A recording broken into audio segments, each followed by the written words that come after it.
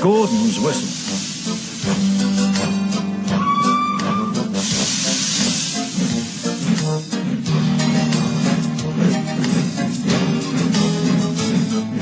Gordon was cross.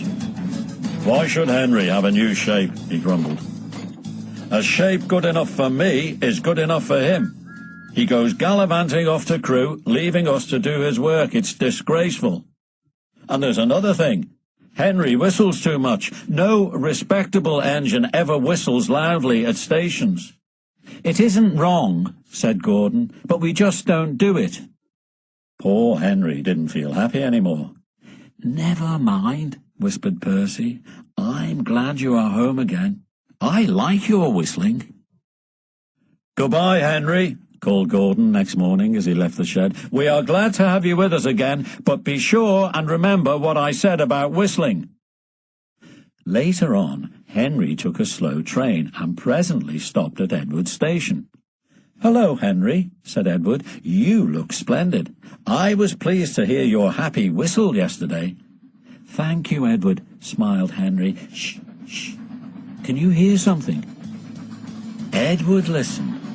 Far away, but getting louder and louder, was the sound of an engine's whistle. It sounds like Gordon, said Edward, and it ought to be Gordon, but Gordon never whistles like that. It was Gordon.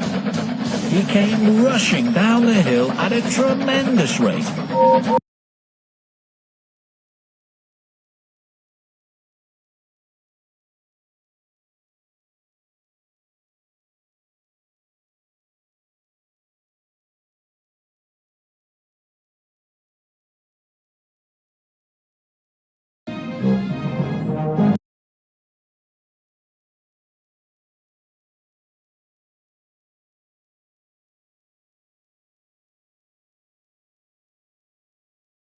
At a tremendous rate. He didn't look at Henry, and he didn't look at Edward.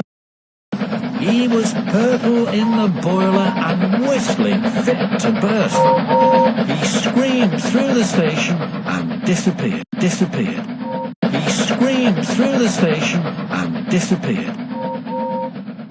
Well, said Edward, looking at Henry, it isn't wrong, chuckled Henry, but we just don't do it. And he told Edward what Gordon had said. Meanwhile, Gordon screeched along the line.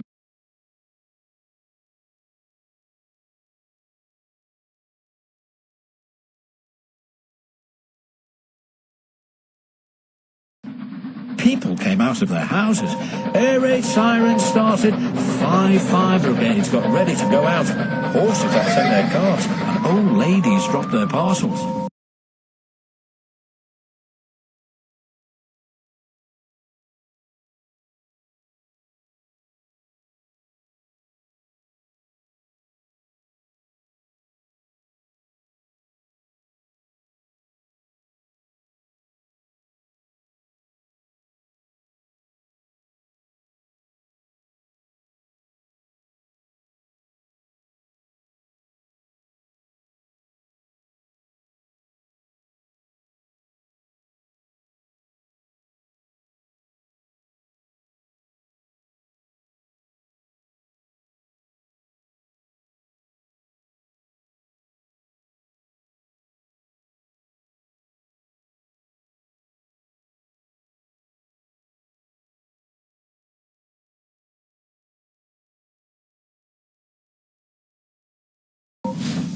At a big station, the noise was awful.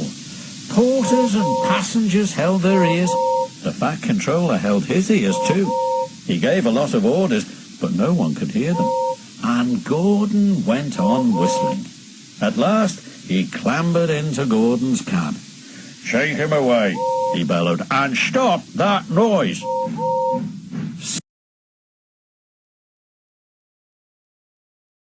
Still whistling, Gordon puffed sadly away.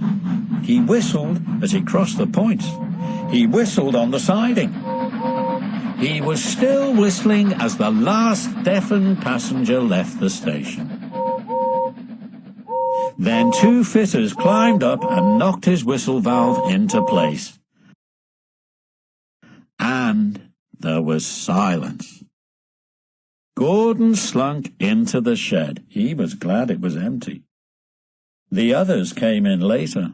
"It isn't wrong," murmured Henry to no one in particular, "but we just don't do it." No one mentioned whistles.